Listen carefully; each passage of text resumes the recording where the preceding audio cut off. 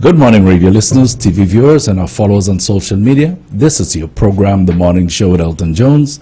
And in the house we have today the leader of the UD, Madam Sarah Wescott Williams. Good morning and welcome to the program. Good morning, Elton, and to all our listeners and viewers. It's a pleasure to be on the program once again. Okay, we want to start with the Electoral Council. They've been asking for the parties to issue by certain dates their manifesto. And I know you have said you've come back with the UD because your manifesto from then still holds true now for the issues facing St. Martin. So two questions. Why is your manifesto not released? And secondly, why did we go to setting specific dates for manifestos?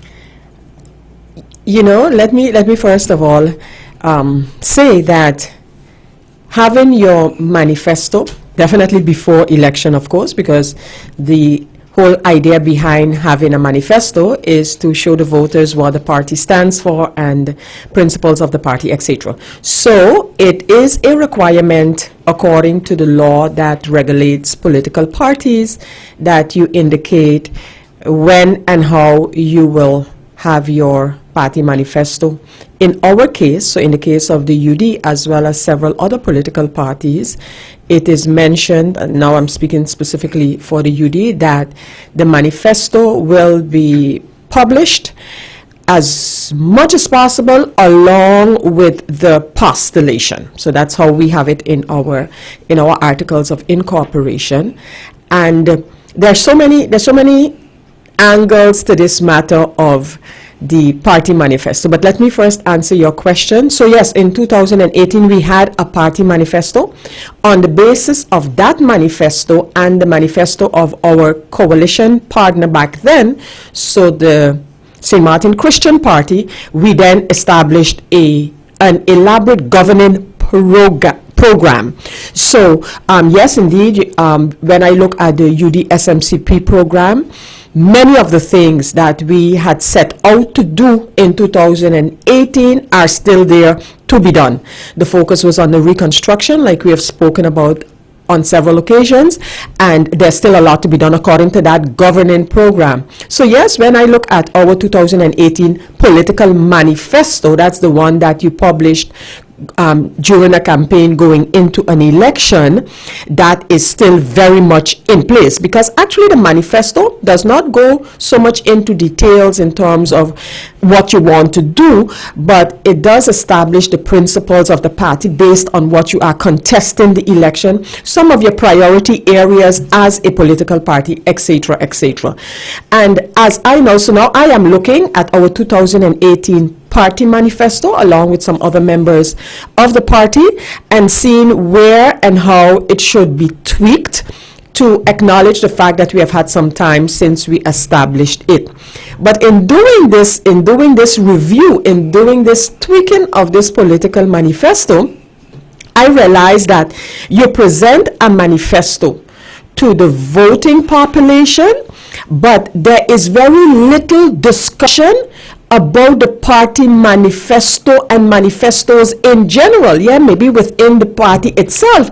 But you know, Elton, because when we developed our 2018 manifesto, we published it, we put it online, and the whole idea was to get an interaction about the matters that are mentioned in our manifesto. But it really didn't work out in that way. And again, when you look at having a published manifesto, I think again it is something that we kind of adopted, like from within the kingdom, where political parties and their manifestos are very important items, but it does not have the kind of traction like it does in other places. But we will definitely, in accordance with the laws and regulations, we will have ours published again for the 2020 election. I'm looking at having that done by this weekend. So right now it's sort of in a tweaking process, looking at it, and where necessary, kind of updating it, because we've had some time that has passed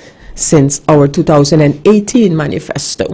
You've been around politics as long as you can be. I listened to a program on another radio station talking about the ideology of the parties in St. Martin, would you designate parties as as Christian, rightist, leftist, conservative? What ideology are we following, really? And I mean, generally speaking, talking about party ideologies overall, Elton, they are so, it's kind of, yeah, and I'm not only on, so Martin, it's even more so, I must say.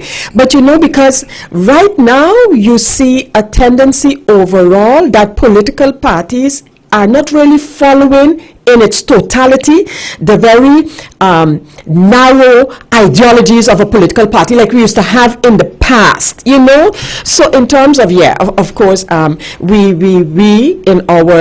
in our articles of incorporation, we talk about the social democratic philosophy ideology of the party.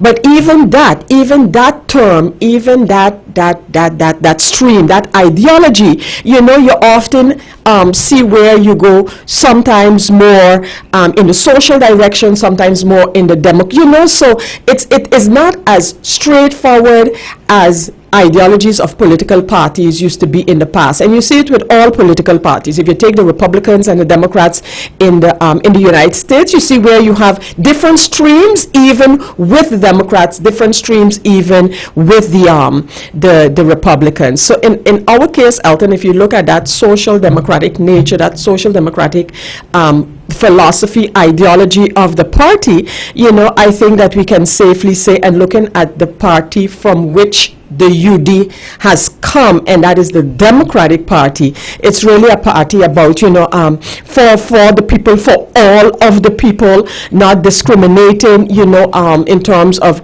our people here on St. Martin, and basically, yes, democratically for the people, really that kind of grassroots type of an approach of a political party, and that's where we've come from, and we often refer to that as the cloth from which we are made as a now United Democrats, the UD.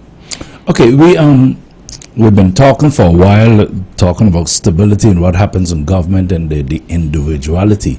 If I look at what's happening in this campaign, I see there's more individuals out there stating their positions and their programs than the party. I see also, the members, so taking the lead from Parliament, are basically running for them. So how do you guarantee loyalty and allegiance in this system? I know, and it is for me as a party leader, it is I wouldn't say a difficult situation, but it's definitely something that we need to take into account. And I think, well, first of all, if we look at it during the campaign, you get all kind of, some of them are even, some of the slogans that candidates use are even funny. You look at them, but on the other hand, in the absence of manifestos, for example, which should be the party's philosophy, you see individuals, so many individuals with different ideas and different, intentions, and I'm going to do this and I'm going to do that, rather than these ideas stemming from a uniform approach, a uniform principle, a uniform foundation of the party. And I think it stems from the fact that our political party system is being undermined. It is being undermined, Elton, because you have our laws up to the election and appointment into Parliament. You have its political parties. Your political parties have to send in a list of candidates. You have to meet certain requirements as a political party, organizational-wise, financial-wise. But then once persons are elected to Parliament, we talk about a faction in Parliament, which usually coincides with a political party, but that link between that candidate and his or her political party is not there. Formally, it is not there. And, I am seeing where we sooner than later are going to have to make a decision in terms of, again, our political system. Are we going to Are we going to further that kind of an individual campaign, persons just being appointed and then the 15 of us or whatever number, we see how we work things out? Or are we going to strengthen the system of political parties where you have that, that link between the party and those persons elected on the slate of the party? Because right now, clearly, there's a lack there, there's a void there in terms of that connection. We have a party political system, but we conduct politics as if we having an individual system, a personal system as we call it. I want to, we're going to come back to this, but I want to look at a request from a requested meeting that you requested to discuss the action on the friend side and also the payment to the police force. I didn't think that we got what we thought we would get or expected out of that meeting. What is your take on how the meeting was? That is so true. And as I mentioned, when I received the answer from the President of Parliament to my request to hold a meeting, I was very happy that the meeting was convened and convened so urgently.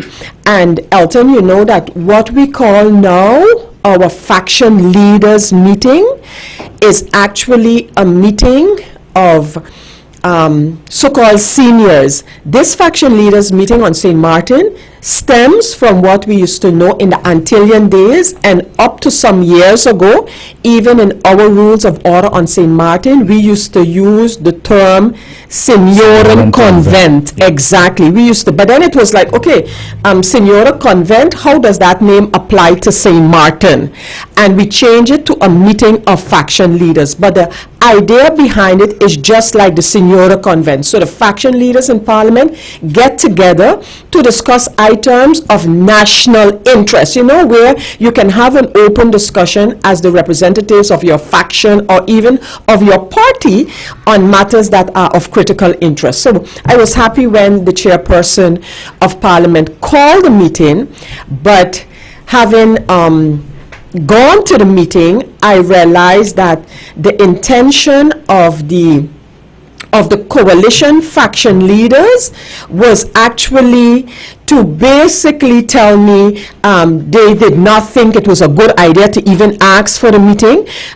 They were quite upset by the fact that I had mentioned in the press that I had requested this meeting. So, you know, in retrospect, looking at the meeting and the way that it was conducted, I was like, well, maybe the timing, because we are in a campaign, was a wrong timing to have what I thought could have been just a discussion among faction leaders with the President of Parliament to discuss, as I indicated, the matter of what was taking place on Friend St. Martin, because ELTON, whether what was happening over there had blown over to the dot side, yes or no, fact is that we are and were affected. There's no way that you can say something is contained to the dot side without effects for the friend side, and there's no way that you can say something is contained to the friend side without effects for the dot side. So that doesn't work like that. So my intention with the request of that meeting was just to sit down as faction leaders and talk about, you know, what are you hearing, what are you seeing, what is the information that the government had, etc., etc. But again, that was not taken kindly to at all by the faction leaders who support the current government. And of course I had to hear, oh yeah, but you're asking about the Dutch Quarter thing, but that thing is here from long before the ministers who are there. I didn't ask for a faction leaders meeting to criticize the government or any minister. I just wanted to have a discussion amongst my peers in Parliament where we could have openly talked about things. But that was the thing. The issue which I also wanted to discuss, because I realized that, first of all, with respect to the Dutch Quarter project, I got information that basically the persons, the contractors and the workers, etc., you know, that they were not going to accept that this project was just there, you know, lying still, etc., etc. So I wanted to talk about it and see if there's anything maybe we could have nudged the government to do with respect to that. A similar thought I had with respect to the payment to our law enforcement officers. You know, we had a meeting in Parliament. The meeting was put off or adjourned for questions to be answered. But in the meantime, Christmas was approaching and is approaching. End of the year is approaching. And I wanted to share with my colleagues my concerns that we needed to do something. In my opinion, we need to do something. But again, there too, it was like, yeah, but this is a problem that a current minister met and he's going to try to solve it, and the others have full confidence in the government to do XYZ. So again, the meeting did not turn out the way that I thought it should have turned out. And yeah, it's a lesson learned, really. One more question on that. Are the independents today considered factions? Yes, that's the thing. Yes, they are.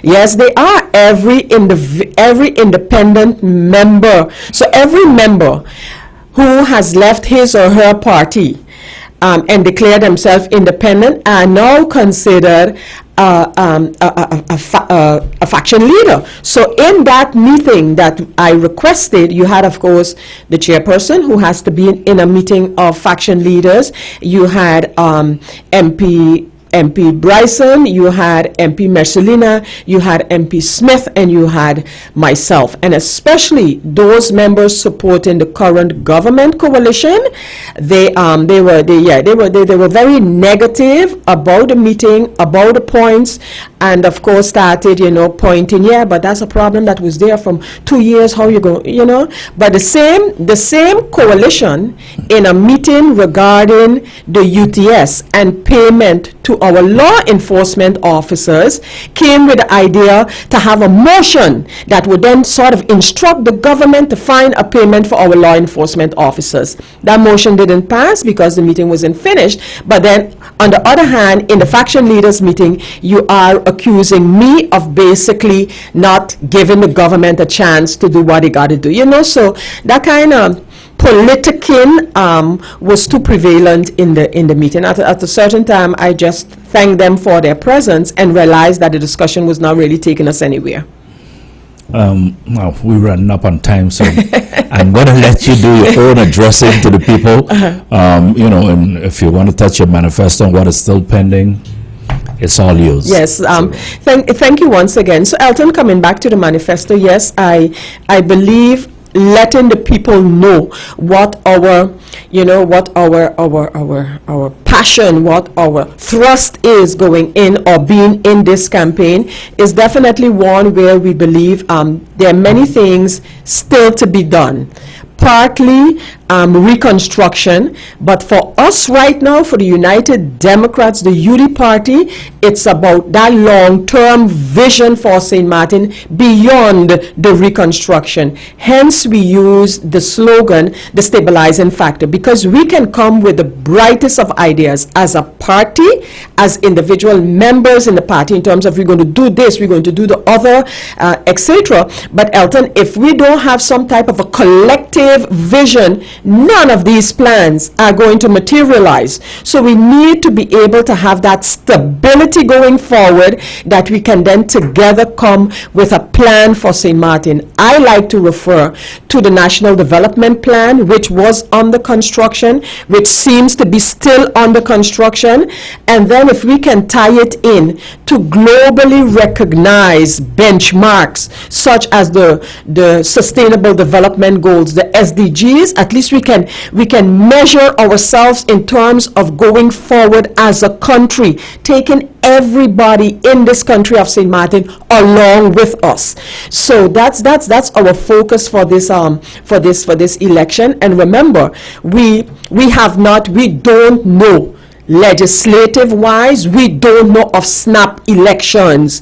So there again, we're saying, we got a certain distance with our governing program.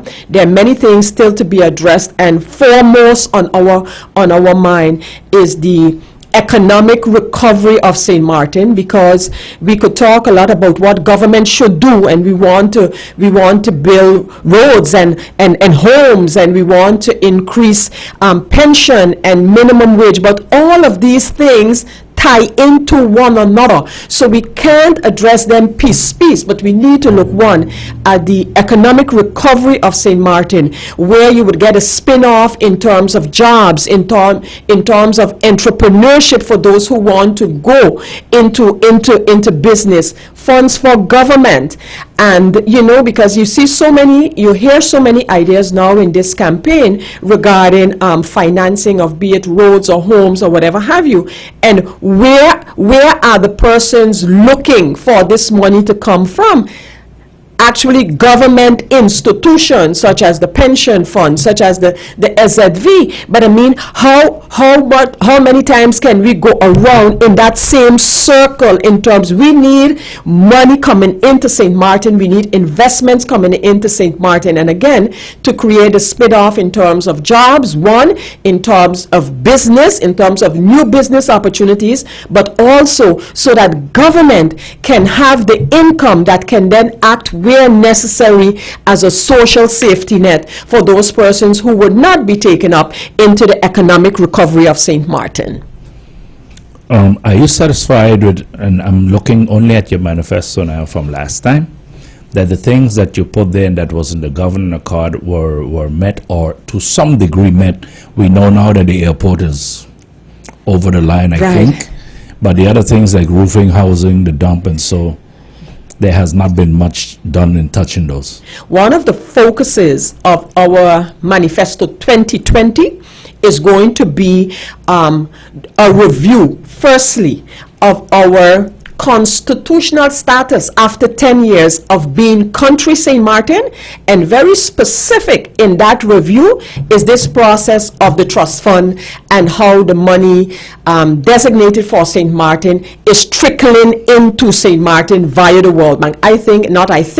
Because I started the process of having the ministers at the time come into Parliament for us to address how this trust fund is operating and where and in whose lap the bottlenecks in that process are. And I think we really need to continue that, because on the books, Elton, you have millions of hundreds of millions of guilders or dollars even that supposed to have been into the economy of St. Martin. But are we really seeing it as such? I believe not. And we need to address it, and we need to call a spade a spade. Yeah,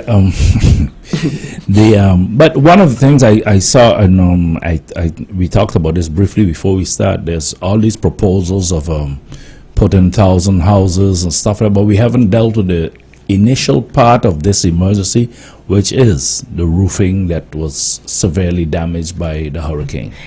And that specifically on the home repair / roofing program, I mean, there is so much unclarity there also towards the applicants and recipients, that you would have thought that with the establishment of the NRPB, that is the local bureau for the reconstruction, that projects such as these would have then picked up speed. It really hasn't happened. And the information in terms of the applicants whose applications are in, are they entitled? Have they been told whether they are, yes or no? What is the whole, an important part of this reconstruction of homes, etc., has to do with the agency that the government of St. Martin has for housing, and that is the St. Martin Housing Development Foundation. They too have gotten a grant via this same World Bank Trust Fund. How is that going when we see all of the reports coming out from that project? So somehow, Elton, especially in that area of house and roof repairs, we're not in sync. We're not in sync in terms of the money that is available for that project, and we're not in sync in terms of what we are doing. Our housing vision is, in my opinion, outdated. What should such a vision contain? One, the demand for housing and the target groups in that demand. Which agencies can contribute on what level to assist with the housing demand? You have, for example, we spoke about the APS. They're doing their thing for a specific target of persons in terms of homes. You have the St. Martin Housing Development Foundation. They too target a specific sector within our community as far as homes and housing is concerned. So where now can government pick up the remaining demand for housing and homes? How are they to do that? I believe that the government, in addition to an APS project, a St. Martin Housing Development project, need to look very, very closely at public-private partnerships in terms of housing.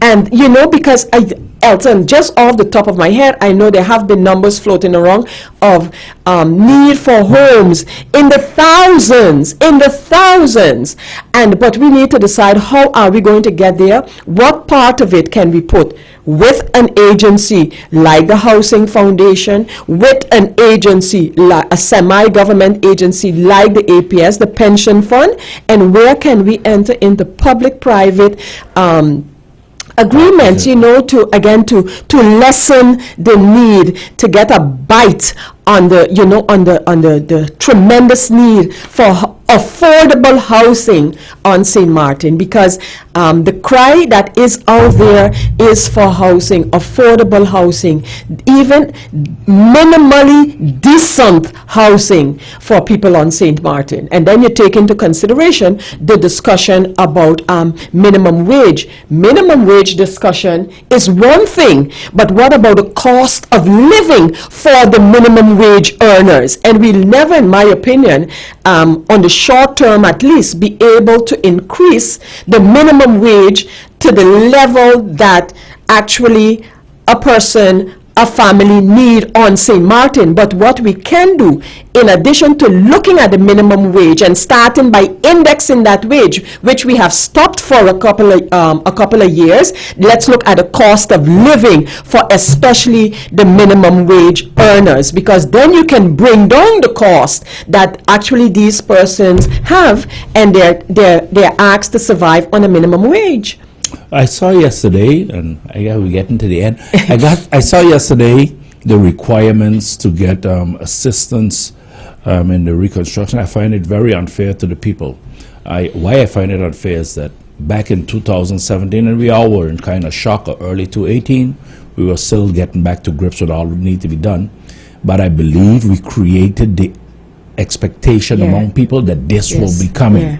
And today, 2 years after to set these conditions, I find that wrong. I personally look at it as fooling the people. And there again, and so with that criteria, how far are we meeting the need of the people on St. Martin? And if we're just inching forward in terms of meeting that need, then we need to review the criteria. And we need to be able to sit around the table with those who are part of this process and renegotiate. ELTON, I believe, and as part of the UD and my own campaign, negotiation, tact, those kind of skills are extremely important going forward. Are extremely important going forward, and they are some of the skills and attributes that I am campaigning on, because they are necessary. First of all, you need to understand, you need to know, and then you got to be able to sit down and negotiate/renegotiate matters such as these. We can't say because that's what it is, and then we just continue on basically peddling water. In terms of getting results from this program that we so lauded when it got started. Okay, this is kind of strange to me. I'm not accustomed to having Sarah for a half hour. Just like when we kind of get it, okay. But anyway, I'd like to thank you for coming. Thank you, Again, we have a lot of questions. Yes, and a lot of issues. You don't hold back on giving information, so I want to thank you for coming. Thank you. It was a pleasure. I hope I see you again. And if I don't see you before Christmas, do enjoy it. Oh, yes, indeed. And allow me, ELTON, just a second or two, to wish all people of St. Martin and further, a most blessed Christmas season. And, may we really take this time and these days, to reflect on the true meaning of Christmas, because it should give us a certain peace. It should give us hope for the future. And so my best wishes to all for this Christmas season 2019. And may God continue to bless this country, because I believe that notwithstanding some of the things that we have encountered as a people, we are blessed. And for that, we should be grateful. No better time to express that gratefulness in whatever way than Christmas time. Well, I couldn't have said it better. Thank you very much, Thank you. Kevin. See you on the rebound the next year. Okay, ladies and gentlemen, we have finished our interview with the Honorable Sarah Wescott Williams. We'll go ahead with the program for another half an hour. So just sit in and enjoy the ride. Okay, why is it important to vote, and why do we vote? First of all, it's referred to as your civic duty, but that's not the only way to look at it. We vote because in a society we have that right, a solemn right, to select our leaders. The leaders derive their power or their right to lead from the people that elect them. It's not good enough to sit at home and criticize. It's not good enough to wish people away. And the old thing that, I'm going to vote because I'm sick of it, all of them alike, and nothing is going to change. First of all, it's not true, but it's basically being neglectful in your civic duties and your rights. If people are not doing what in your mind they're supposed to do, you have a right and an obligation to make changes in the landscape of politics in this country. So staying at home doesn't hack it. Another thing in looking at why you vote, sometimes a lot of things we as people, as adults, don't want to do, but we have this obligation to our kids, their kids and their children, because that's the way it works. So the things you do now is going to affect all the generation. So we go to the polls and elect a government, hopefully, that will do what we believe should be done, but we elect a government to look at things as education. We've been talking about education ad nauseum. We have criticized, we have found bottlenecks, we have found, but what have we really done? What has our government done to adjust it, to change it? We do understand that with our budget, even though we spend 1/3 of that budget on education, we're not getting all the things we got done. But more importantly, there is much talk about what's in the curriculum and how do you produce what you need as an economy. And to do that, you have to tweak that curriculum.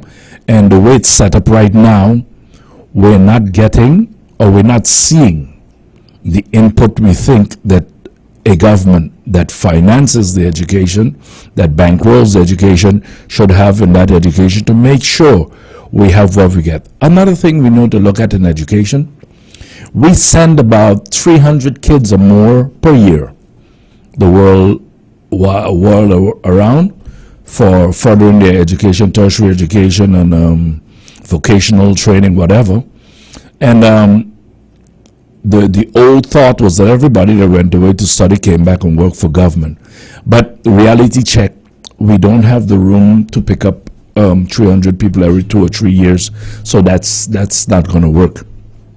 So we got to find placement or things for these people to come back so they can contribute and fit into the system, because they didn't go away because they want to live in a foreign country.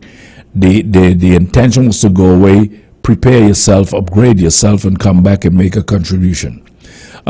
For too long, and we're in the age of a wired society, everybody wanted to work for government.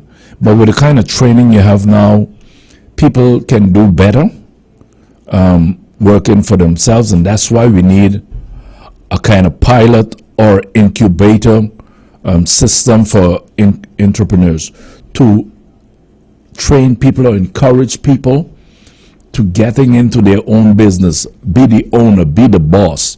Don't be satisfied only to be the employee. It is not that easy, believe me. If you're looking for the easy way out, you're in the wrong business. Things are not easy, and they were not meant to be easy, but by the struggle, you will enjoy the fruits of your labor. In St. Martin, one of the few countries in the world that I know where people are known to us. So people who may not have even been to St. Martin before, but they leave an airplane at Julian Airport and they walk into the government building and make deals or discuss businesses with government. Just in most other countries, you have to get a liaison, if you want to call it, but through some consultancy, they get you to government and you work through them. Governments do this not because they don't want to meet with people, but it gives the local business, the local consultant, the experience and the chance to also make a living. It cannot be that complete strangers, complete outsiders have that freeway while the locals are crying for jobs. And of course, the outside investor, the outside businessman is going to have his condition who he could bring and then completely frog leap the locals, go over their head, so the locals get no chance to get a job or to make something out of investment. And it makes no sense if you bring all the investments in the world and they don't employ my people, and my country does not benefit from it. That makes no sense. And that is why also we go to the polls, because we're seeing a phenomenon here in this country now. In this country where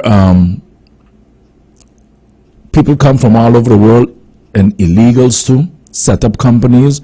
They offer, as I'm told, good work, but the fact is they're illegal. But we don't mind because they're able to give you a job for a lesser price. So they undersell the local market, and people go at that. But it's wrong. And these are things we need to secure ourselves against. Security is important, and knowing who's in your country and what they do, and to avoid some of the things we have seen on the north side. We have to make sure we look out for security and prosperity of our people going forward. We can no longer expect to have business as usual when a large part of our society is having problems, and in some cases cannot put food on the table when the morning comes. In 2016, there was a report that 75% of the population is living below the poverty line. And I can remember there was much consternation, much talk and criticism about the report, but nobody said it was wrong. That's what's interesting. While they didn't like it, and I don't like things that are said about my country sometimes, but that doesn't mean it's wrong. I just, as a St. Martiner, I have kind of long toes or thin skin, if you wanted that. But if you consider, and now we're going to go talk about the minimum wages and the livable wage. We know what the minimum wage is in St. Martin, and we know that in a report done by St. Martin itself, it is said that a small family, and we consider a small family one man, woman, and 2 children, couldn't live on the 1,600 and something guilders comfortably. So we know that is the poverty line by us. We have a large number of this society that is being paid below the minimum wage. We have people in the hotel sector and other sectors are being paid like 600 guilders every 2 weeks, 636. This, I've seen these paychecks. And if I've seen them, somebody in government must have seen them. We know it's wrong. People are in this country breaking the law in our name, and we let it happen. We turn a blind eye. we approve of this behavior because the investor, the unscrupulous businessman, feels happy, and it creates for us a social problem, because when our people can't make these ends meet, they end up by the administration building. And these are things we need to avoid. Government should not be giving people handouts. We can't raise a society based on handouts. I don't know who it makes feel good to see people stand up outside the building waiting for you to come in, where some members have to hide their car in the back because they want to get away from the begging and the pleading. But we have created that. We have to make sure that our people are paid. We give them a hand up, not a handout, that they are paid what they're due, and where possible, we adjust those, the so-called indexing that we're accustomed to, make sure that people can live with the increases in society. We know that since Irma, and everybody uses emergency to get by the law and do what they want, but the cost of living went up exponentially. I would say more than 100% for sure, because I'm one of these people that shop.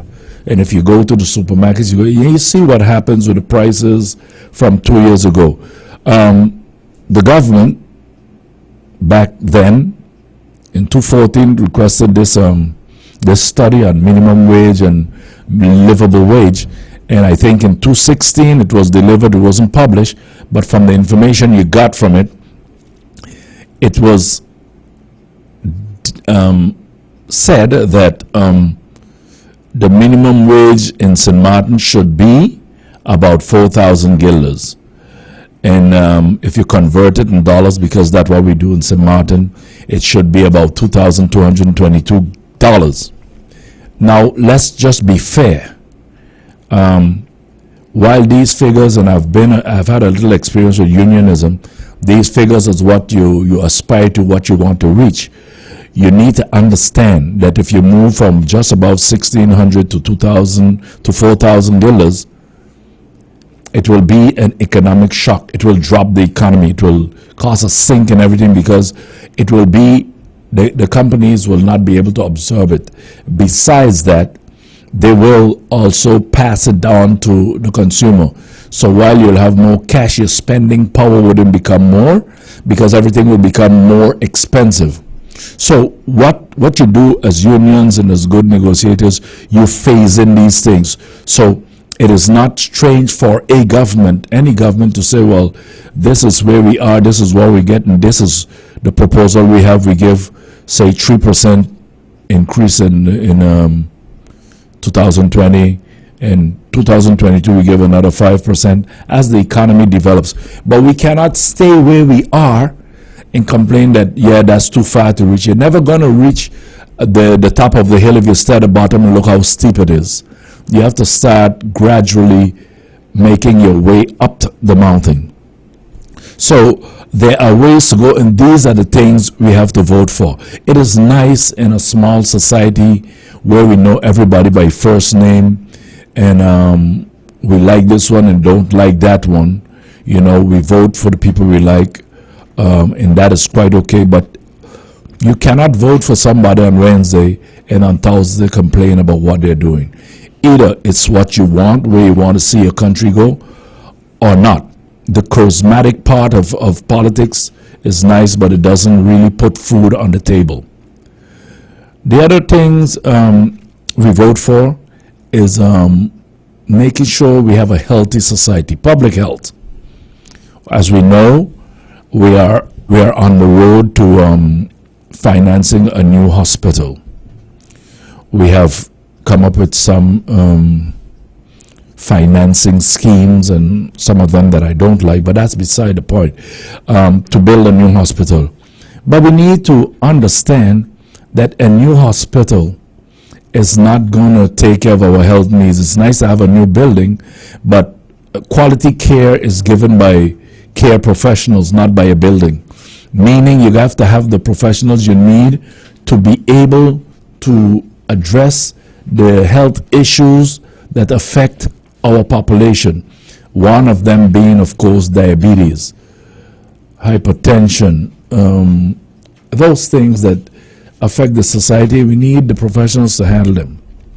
One of the strangest things that I've noticed in this year, or years before, but I've mentioned it many times this year, is that we pay a lot of money by any standard for a small country for medical referrals.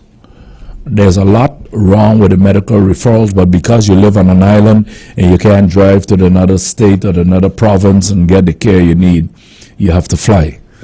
But we've spent about $30 million per year on referrals. That's $30 million. That's a lot of money. The strange part of it, we send them to countries that are not within the Dutch kingdom because that's how we judge who can work here and who can't work here, because it doesn't meet Dutch standards. It makes absolutely no sense. And these are some things we need to take along when we go to the polling station. That we can send people to places like Colombia, Santo Domingo, where we are satisfied that they give us good service because we pay good money, and the people coming back talk about the treatment they get and stuff like that. So I am to take that we are satisfied with the service we're getting. But if these people are able to give us this kind of service, why is it they can't work here? And I hear things like, yes, their qualification doesn't meet the Dutch standard, but you accept them to treat your people in their country. So these are things, and as an autonomous country, something that we've asked for, argued for. In an autonomous country, you should be able to make these decisions because we need professionals, not a structure, not a building. You don't build better health care by building a better and a larger hospital. That makes room, but you still need the expertise to give the people the kind of treatment they would need.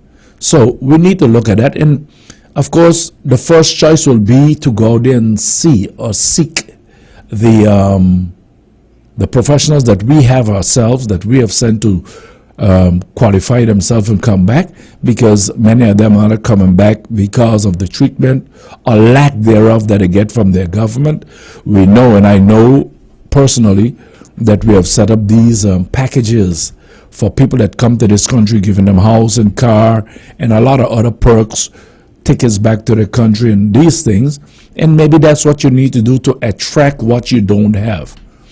But the unfairness of it all is that when your own people have the same qualifications and want to come back and make a contribution, they're not offered those things, and that will have to be addressed. It makes sense for us to get our own back in the country to help us build this country. We can't be in a nation building mode depending on the outsider to do it for you. The consideration on whether this person come from the opposition or come from whatever other place, because they don't come from Mars, there's some madness, does not really matter. I don't have to agree with everybody in government, but I respect them because my people elected them, and that's where they are. The same way we need to look at the professionals that come back. We're looking at the service and the professionalism they bring back to this country to help move this country forward, and not really who their father backed or who their grandmother backed or who they themselves might back. That is not the way we need to look at these things, and I hope that when you go to the polls, you hold that also into consideration. The other thing, when you go to the polls, what you need to think on, instead of the color and the person you show enthusiastic want to back and parades and stuff, is employment, and by the same thing, unemployment. We need to create jobs. It is not possible to create jobs unless there's some kind of economic movement. We are told, the last report I saw, there's 9.9% unemployment in St. Martin. That's St. Martin, that is. We are told that before now, thanks to NEPA, we didn't have the skills we need. We know we have a large number of young people who are on the block. that are not yet addressed with this new scheme we come up with to have them train at NEPA. So these are the things we need to address. We cannot have people in this society that believe they have no role to play in it, or what happens here is not their business, because those are the people who, when they believe they have no stake in what's happening, do stupid things, and those stupid things might very well negate all the investments we made in attracting the tourists and attracting business, because a man who have no stake in the economy has no care whether it survives or doesn't. And we have to look at the whole society. We have to make sure that these people are able to fit into the workforce. Also, there's a sector of this community that are, I lack a name for them now, but they're in limbo basically. Why are they in limbo? These are people, most of them, that are from foreign parents. So their parents come here from different places around the world. They get into a union, they have a baby, and this child is brought up here. So he's not a Dutch citizen because the parents were not. This kid doesn't get a scholarship because he doesn't meet the requirements. Some of them don't even finish school because they don't feel they're part of. The problem that creates is we have a large group of people, and young people at that, out there who are not part of what's happening. They don't get a job again, and they become your delinquents and your problems. And you have to deal with them, because even those that we can prove are illegal in this country, we have a problem, first of all, in mobilization to put them out, and we have a financial problem to put them out. And for those who were born here, even though if they don't have documentation, Dutch papers, there's no other country you can send them to, because the only country they know right now is St. Martin. And to pick them up and send them out to the other country isn't going to accept them either, because they're not from there. So we have these things to deal with, and we need somebody or some party that is asking for a vote to give us a clear plan. Why or how you're going to deal with this, and importantly, how you're going to pay for it. Because it's nice to put bullet points in a manifesto, and the manifesto doesn't come back into consideration until the next election. We need to be able to use a pen and basically swipe off or tick off the things that were accomplished and the things that are still pending. That's how you will judge your government. That's how you will judge your politician. Another thing, in talking about employment and livable wage, minimum wage, we need to talk about pension. In the case of the General Pension Fund for the civil servants, the greatest problem we have with it is that it is fixed. So what you get is what you get, but it's also taxed. This is one of the problems I think that needs to be addressed, and somebody, some politician, some party needs to really address this issue. The way our that pension fund is set up for the civil servants, you buy into the system. So every year you pay into the system, and it's a sort of banker for you. So when you would have reached your pensionable age, 62, 65, whatever the age is at your time, then they would pay you a monthly salary for the times you've been in the system. But the cruel thing here is this. We say, yeah, but all income have to be taxed. And I kind of agree with that, but we're dealing with income that is already taxed. This is money that was taxed when the people were working, and then they go to collect it. Now you say, yeah, but it's income you have to be taxed again, so you're taxing them double. If you compare it to what we do with the lotteries and so on, people buy a lottery, and the person winning doesn't pay tax on it because the lottery is already taxed. Now we're doing double taxation on the pensioner. And that too needs to be addressed. And also the adjustment of cost of living with pension. The cost of living goes up 2-3%, whatever it is, and now I think it's through the roof. But the pension stays at the same thing. It's pegged the way it is. And those are things that any politician, any party will need to address if they're coming to your house and knocking and saying, listen, you know, I need your vote.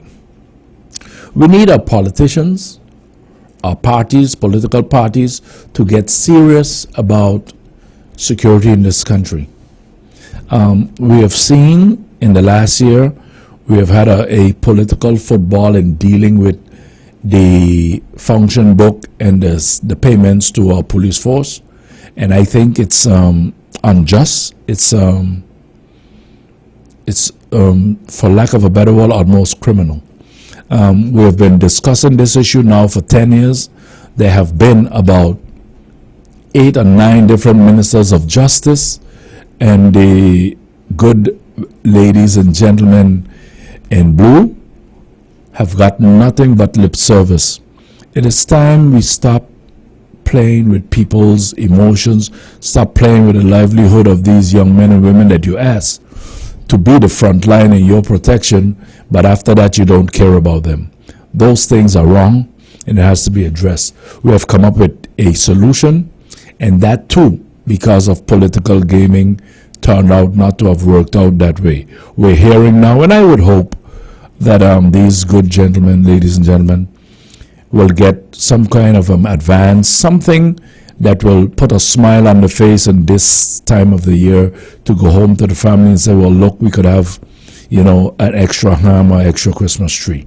But something needs to be done. 10 years is a long time, and I believe in the private sector, anything like this would have happened, they would have put down the tools and, you know, call an action. We can ill afford to have action by our men and women in the blue right now because we know what security is now where it is at. But we cannot take these people for granted either. What is happening is horrible, and it needs to be addressed. We also need to hear politicians in the party system address the situation of GB. GB is doing great work, has done great work. They are to be commended after the hurricane. But we have a pending issue that's been there now for more than 10 years that we're going to be gradually moving from fossil fuel to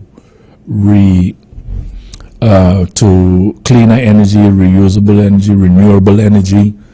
And we have seen 10 years later, we have done nothing. We are paying high fuel clause. Sometimes the fuel clause is much more than the bill itself. We need to address these issues. We cannot just talk about it during election, but after that it's forgotten. We had a plan, GB had a plan, that we were going to put solar panels in different places and so doing reduce the energy. There was also a plan that I could remember that people who have their own solar energy productions or whatever systems they use will be able to sell the excess energy they have to GB. These things are nice ideas. The way it was worked out on paper seems fine. The fact is, 10 years later, nothing, absolutely nothing has been done. There's no solar panel, there's no selling of extra energy, there's nothing. We are still where we were 10 years before.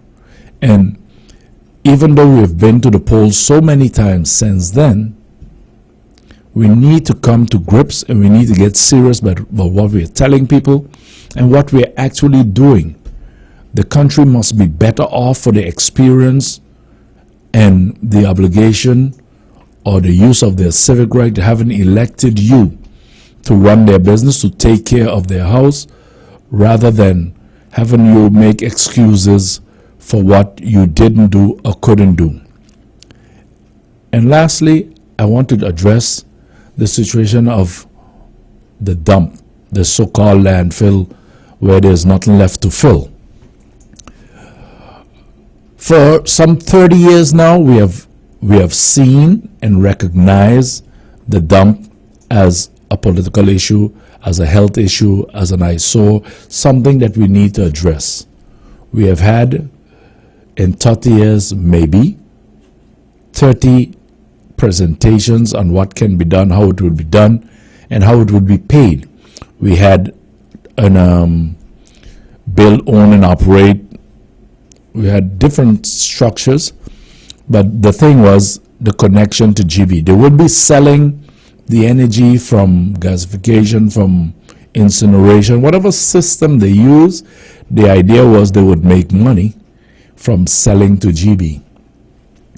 The cost of selling to GB was considered high because what we as a people, as a government, as these companies, is to do garbage mining. Garbage mining simply means we're going to take up what is there already, and in the downtime, so late in the evening when you've taken care of the loads that were deposited in the day, you will dig up part of the garbage and start cleaning it up. So we will have, over a period of years, have that cleaned up. Well, because of that request, because of that addition, the sale of the energy went up high. So we were selling to GB at a rate higher than GB can sell to the population. So we're saying to GB, you absorb the loss of cleaning up the country, which is not the intention. That was not the purpose of GB in the first place. So we need to work these things out.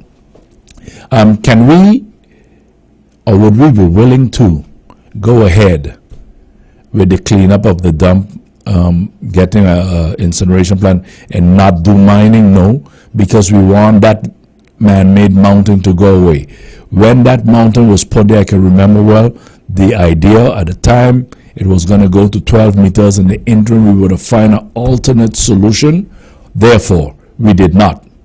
Today, that man-made mountain has passed the 40-meter mark and is still climbing. So something needs to be done, and we need to mine it. Besides that, the amount of flare-ups, and they have become much less. We haven't seen one for months now, which is good. But we still need to bear in mind that we are sitting on a ticking time bomb. Decaying matter, any decaying matter, produces gas. In this case, with the dump, methane gas. Methane gas burns. It's very flammable, and sometimes it explodes because in most places I've seen it, they have it vented. They have pipes venting it for the gas to get out. It's not vented in St. Martin. We're trying to cover it down as tight as possible, and we don't know what is happening below the ground. So we need to deal with it. We need to deal with it, expeditiously. It needs to be done, something that St. Martin cannot afford to continue waiting for. And we hope, with all the talk about the World Bank and the Trust Fund and moving of people, all of those, I think, are excuses to deal with a problem that has existed for 30 years. We should be much farther ahead than we are today. So, some of the things to consider, food for thought, when you go to the polls, the things you need to look at, and if you can see nothing else that I've said that makes you or gives you reason to think, just remember your children, grandchildren, and their children. That's a good reason to vote for a change, a good reason to make things happen in this country and move it forward in the rest of this 21st century. The morning show, we have been, very pleased to present it to you. We're not going to be on a show all day, but we're going to come back for interviews. We are still in the campaign session. We're going to be hearing a lot of people, but we're going to be in on Monday, but Christmas Eve and Christmas, we're not going to be here. But I want to start by wishing you now a pleasant weekend. Of course, do have a very pleasant Christmas. We'll be talking to you on Monday, God's willing. Have a good day further. Goodbye.